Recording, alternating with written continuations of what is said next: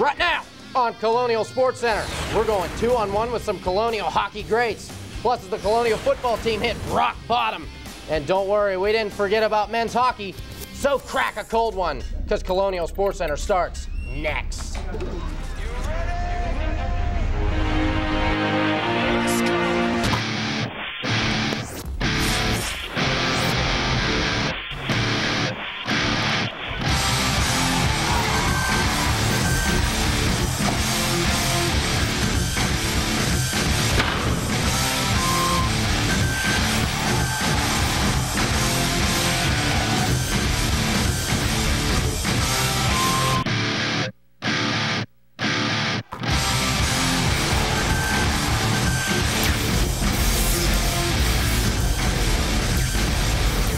Hey there, thanks for having us. We're rocking and rolling here on Colonial Sports Center.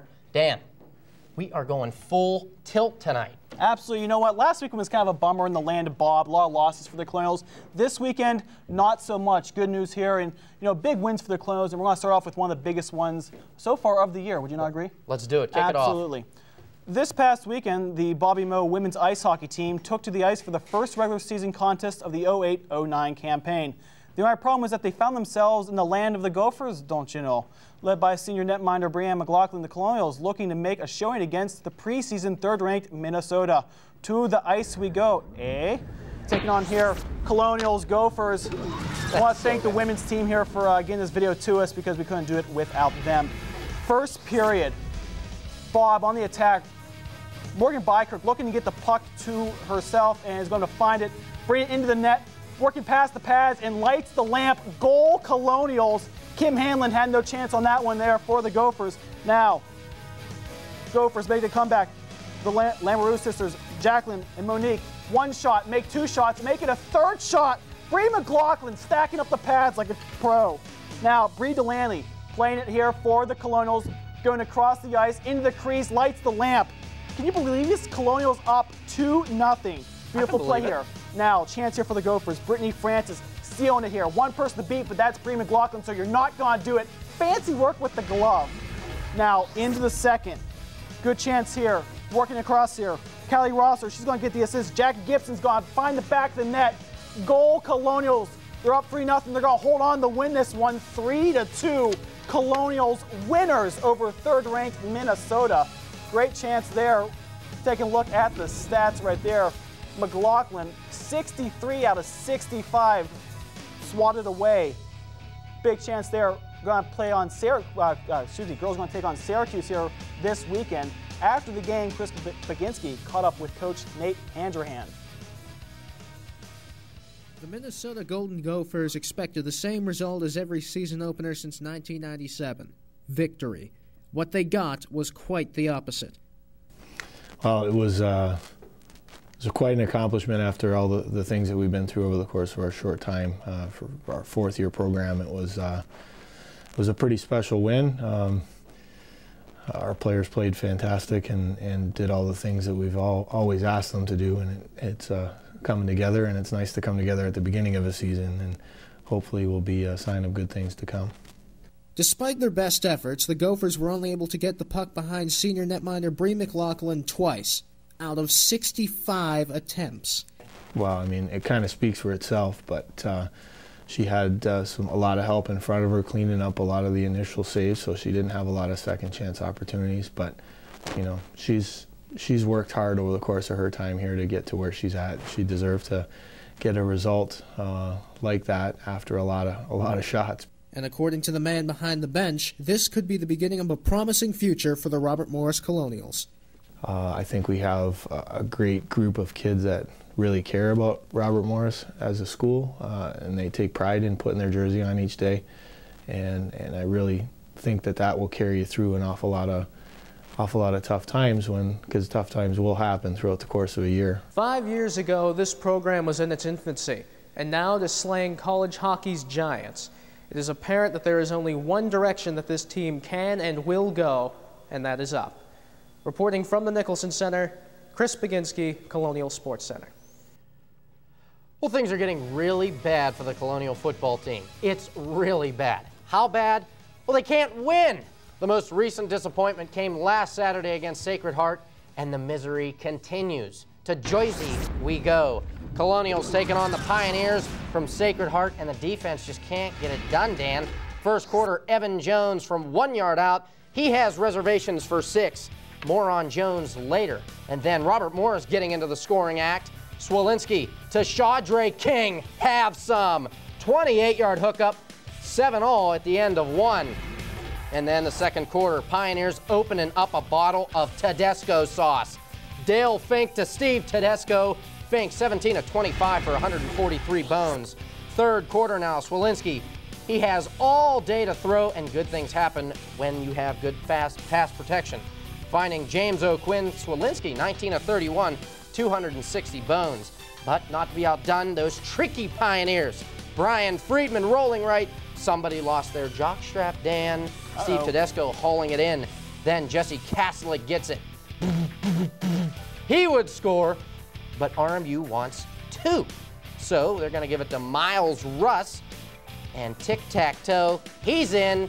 It's now 21-21. Going to the fourth. Pioneers getting greedy. Fink to Chris Rapp.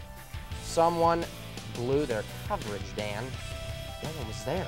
Then Swalinski to James O'Quinn.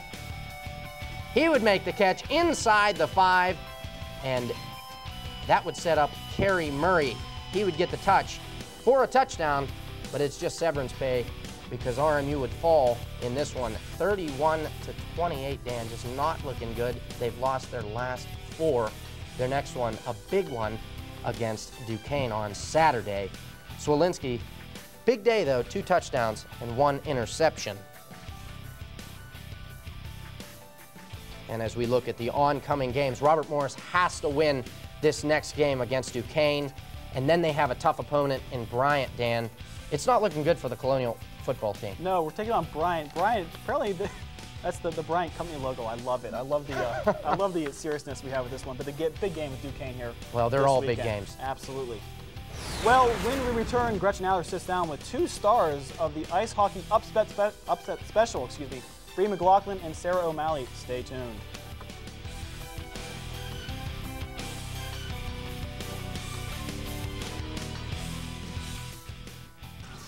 Here at Colonial Sports Center, our funding for athletic equipment has basically dwindled down to nothing. So we're basically making do with what we have. It's our top priority to make sure our equipment is as damage-free as possible for future Colonial athletes.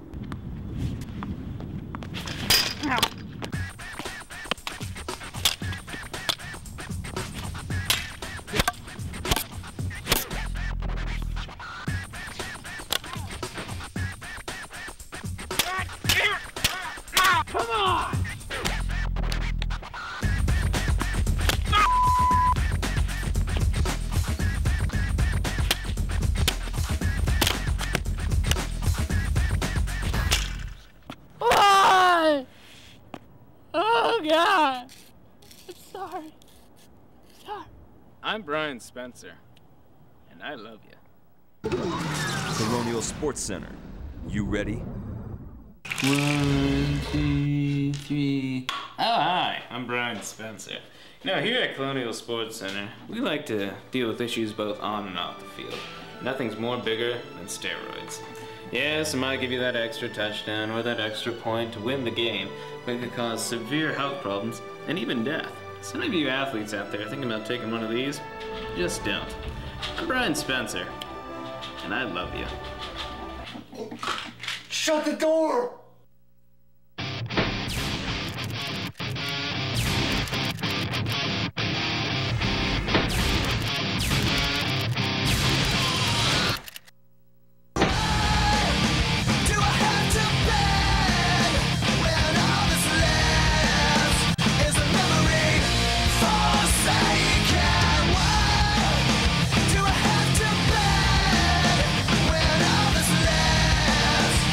Memory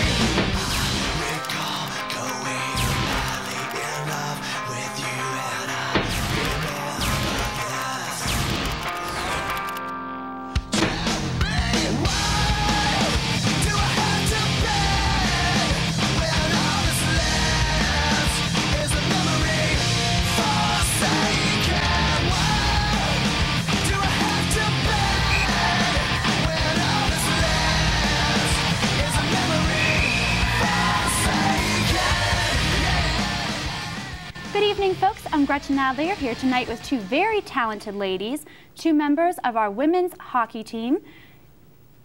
Sarah O'Malley and Bria McLaughlin, thank you guys for joining the show tonight. Glad to be here. Great. Now, Bria, I wanted to start off by asking you, obviously a huge win this past game against the #3 nation team, Minnesota. How did you pull that off? Well, I think as a whole, we did a really good job of keeping them, making them shoot outside the circles, so it made my job a lot easier. I had a lot of time to react and make the save, and we did a really good job clearing rebounds as well, so Gotcha. made my job easy. Good for you. Well, and Sarah, in being a star sophomore, you know, what energy do you think that you bring to games like these and the rest of the team? Well, after already having a year under my belt, you know that these are big games. All games are big games now, but against a #3 opponent, you want to get really psyched up, and I feel like I get really excited to play big name school, so I bring that to the team, I think. Okay. Now, obviously, it's pretty impressive that you're, you know, an impressive goaltender, but what do you think was the key in pulling off this game? Well, like Sarah said, excitement is huge. I think she'll agree the locker room before the game was pretty exciting. Everybody was really glad to be there. I think we kind of play off each other's emotions, so if everyone's having a good game, like, it brings everybody together. I think it was Chelsea overheard one of the fans from Minnesota say that they hadn't seen a team come in there in that building and play that hard against that team in years. So I think that has a lot to say for our program. I think that was big. Yeah, what a compliment that was. Now, being early in the season, what effect do you think that a win like this has on the rest of the season? Oh, this is going to give us so much confidence now, because if you can beat the #3 team in the nation, and they were a very good team, we know now that we can beat anybody, a Mercyhurst, a Wayne State, anyone, and we're looking forward to playing in the CHA this year. Right. Now, Bree, I know that you won 2 huge awards, the CHA's First Defensive Player of the Week, as well as the U.S. College Online National Defensive Player of the Week award. Where do you see yourself after Robert Morris? Hopefully I'll still be playing. I want to keep going with the U22 team. I think I only have 1 year to do that. So after that's the over 22s, so that's definitely something I'm looking to do. But got a lot of work to do. Yeah. Well, what kind of impact do you think the offense will have on the Northeast Conference?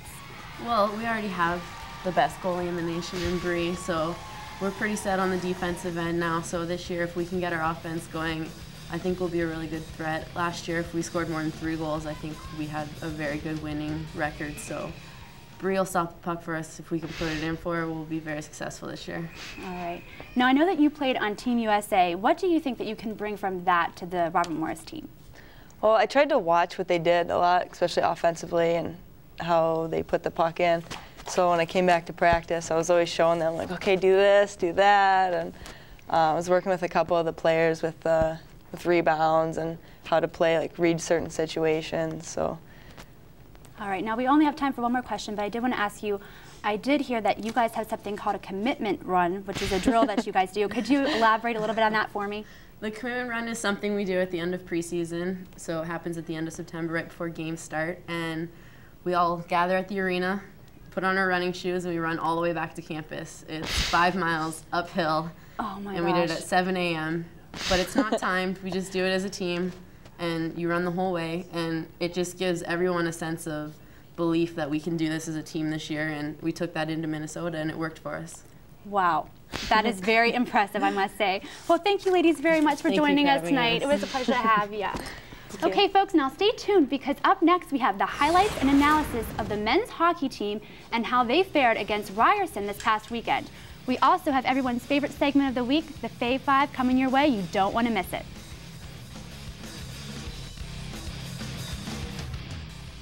Colonial Sports Center, we cover multiple Division I NCAA sports like volleyball, tennis, softball, and football.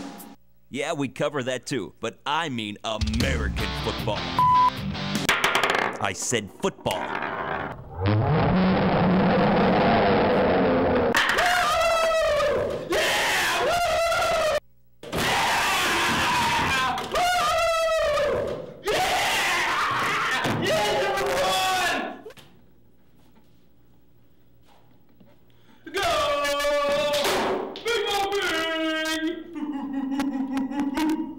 I said football.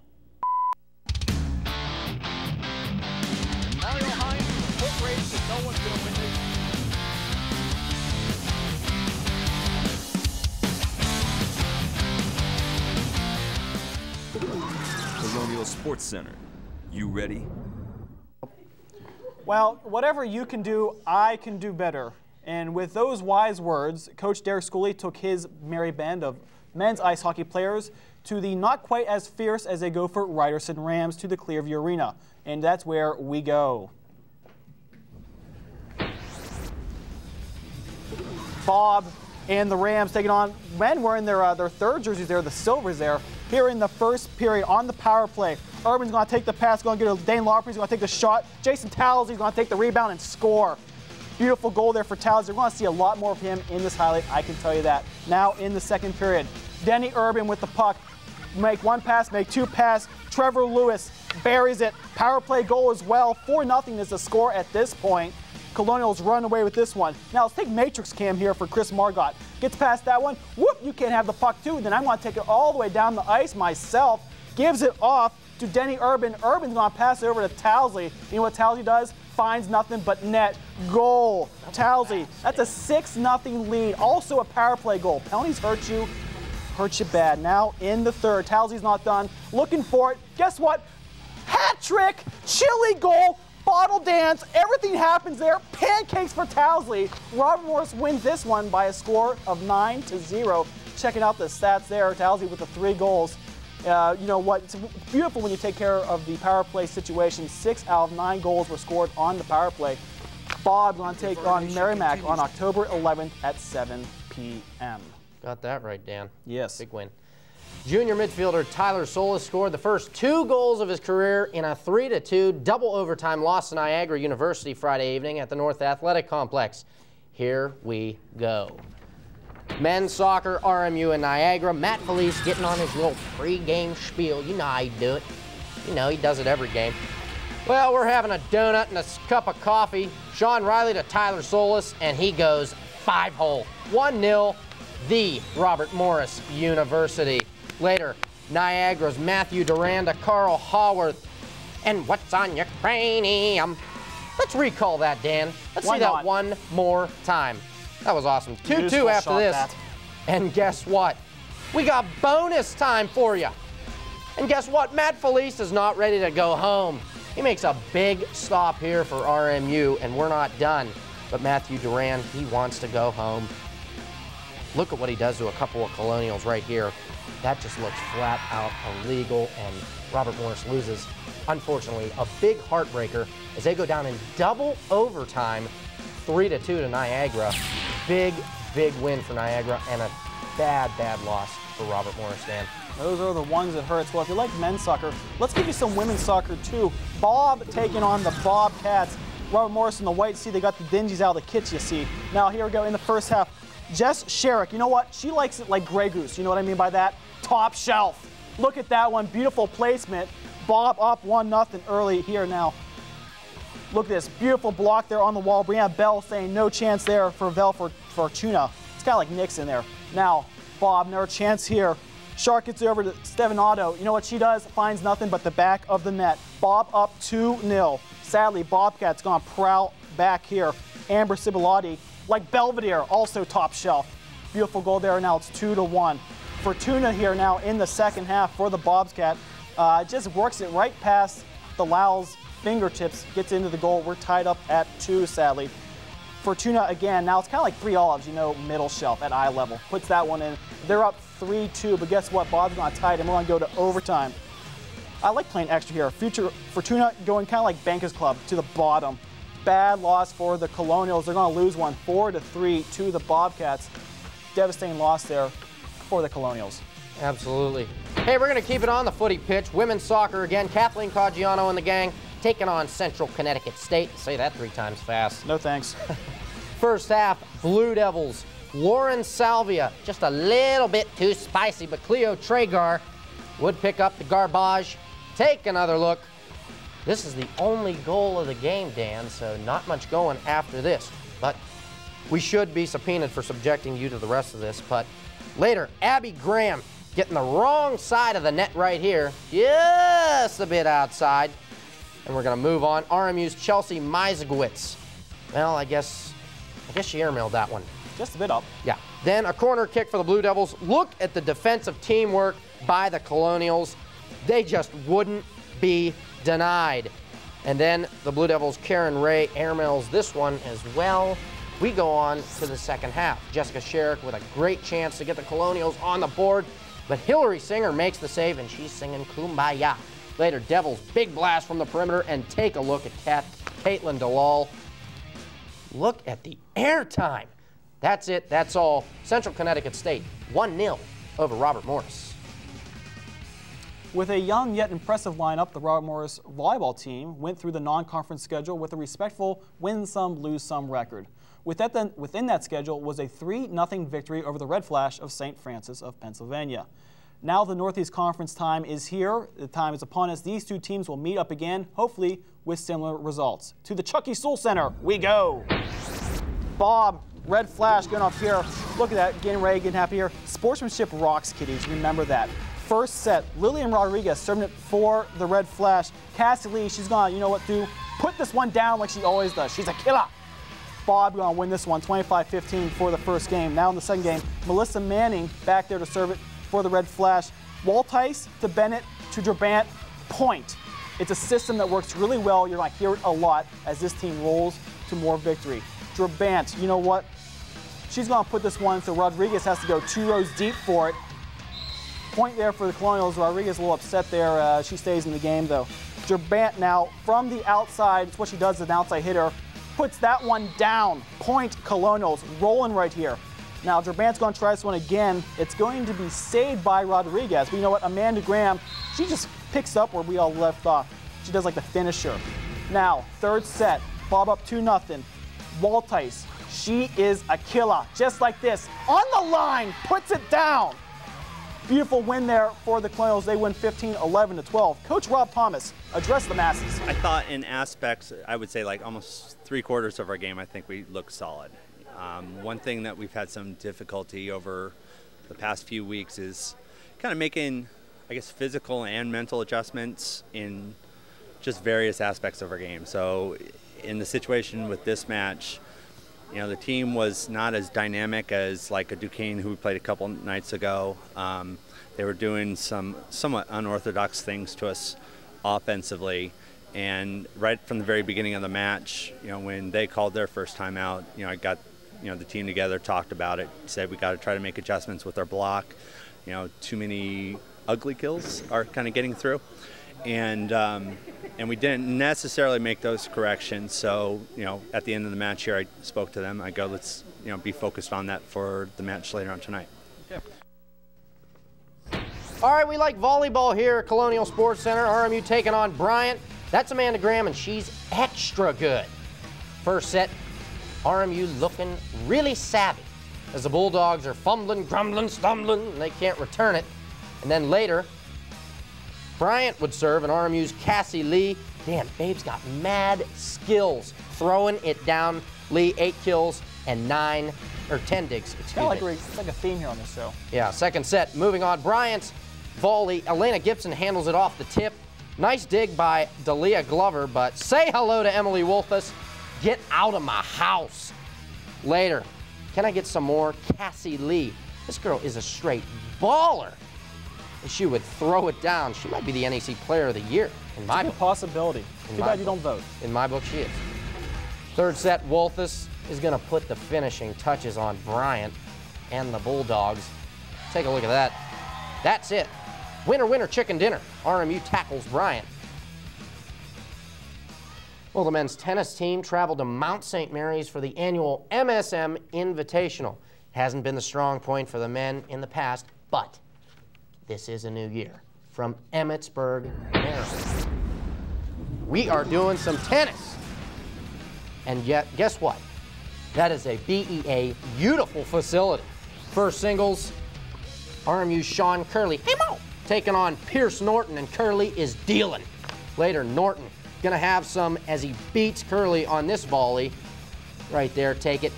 Switching sides, Norton opens up a can one more time on Curley, and he falls in the match. Larry and Mo were not in attendance, by the way. And our second doubles match, take a look at this, Dan. Wait a minute, that's Nazari Dorosh getting his first collegiate start. Oh my gosh. serving, and his partner David Pinto laying down the law. Later, we got a little more Pinto. These two work like champs, Dan. They are. I know. They both love the show. That. And Nazari splitting the uprights. Check it out one more time. Look at Nazari Dorosh. Is this the first time he's played? Are you kidding me? I can't believe it, but Nazari Dorosh and David Pinto, they are looking good. I'm not even saying this because he's my boss or anything. I'm saying this because he actually looks like he might know how to play tennis. They are looking good. Pinto and Dorosh win 8-4 over Zingler and Malot. Well, it's time for the women to go here, and look here. Coach Jeff Lehman, you know what? Someone buy this guy a suit. The Belichick look does not work for anyone else, sadly. First doubles, DeLorean Shaw taking on Bolsh and Haley, going back and forth action here, laying that one right into the side of the line. Beautiful shot there for the Colonials. Mount St. Mary's making the comeback, though. Gonna put that one down between the ladies like that. More action here in the first double matchup. A little too much action there for Bolkaz and Haley as they take down the DeLorean Shaw 8-3. Now, first singles. Bring it back here. Bolkaz staying on again here for Mount St. Mary's, and it's really just going to be all her in this matchup. Looking impressive here in her first singles matchup. Back and forth action here, and that one is just going to be laid down like that. Inside the line, beautiful shot there.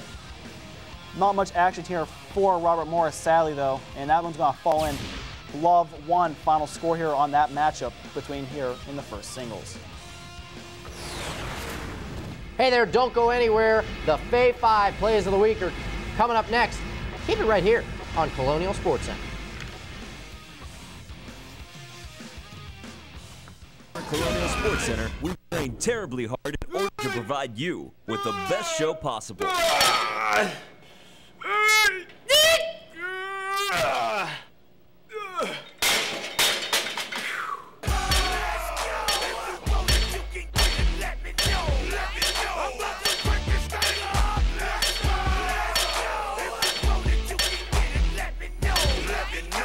Colonial Sports Center, you ready? All right, time for our Fay 5 Plays of the Week. And making his debut on Colonial Sports Center and his first career start, Nazari Dorosh is banging it down through the uprights. You can't put yourself in the highlights. This is cheating. I did not approve of this. He would carry RMU to a win. Okay, number 4, we saw it once. Let's take a look at it. Good. Jess Sherrick working off, you know what, off the foot, top shelf. Upper right-hand corner, beautiful play there. Like the graphic says, upper 90. It's where you want to place it out of the reach. Sherrick, beautiful play. That was savvy, but even more savvy, number 3, we got tick, tack, and toe. We got 3 in a row. That's Trevor Lewis against Ryerson. Big RMU win, 9-0. It's not even fair the Zeros didn't get to even play on the board. That's not fair. Number 2, the lull. Putting the mitts out. Stopping the ball, beautiful. Take a second look there. Just the extension, striking, bold, beautiful. And at number 1, our favorite play of the week. Look at the girls hockey team opening up a can on the number 3 ranked Golden Gophers of Minnesota. And then the Golden Gophers off of a steal.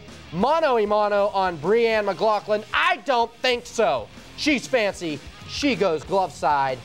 There's your top 5 plays of the week, Dan. I'd say goalie of the position, absolutely. That was, and don't forget about RMUsports.com. Make sure you check on that right after the show. Be sure to check on that if you haven't even got onto the show. If you love the first time, you're going to love the second time, I swear to you. Oh, definitely. You know, it's some home action, or it's a homecoming weekend, a big action here. Tomorrow, field hockey taking on Siena Friday, 1 o'clock. The big game is Saturday when football takes on Duquesne at noon. That will be on FSN if for some reason you can't make it here. And then Sunday, some more action. Definitely. And guess what, Dan? We unfortunately are out of time. I have my prop and everything, though. I know, but it's unfortunate. We got to go. He's Dan Yost. I'm Matt Davies. We'll see you later, everybody. Happy homecoming.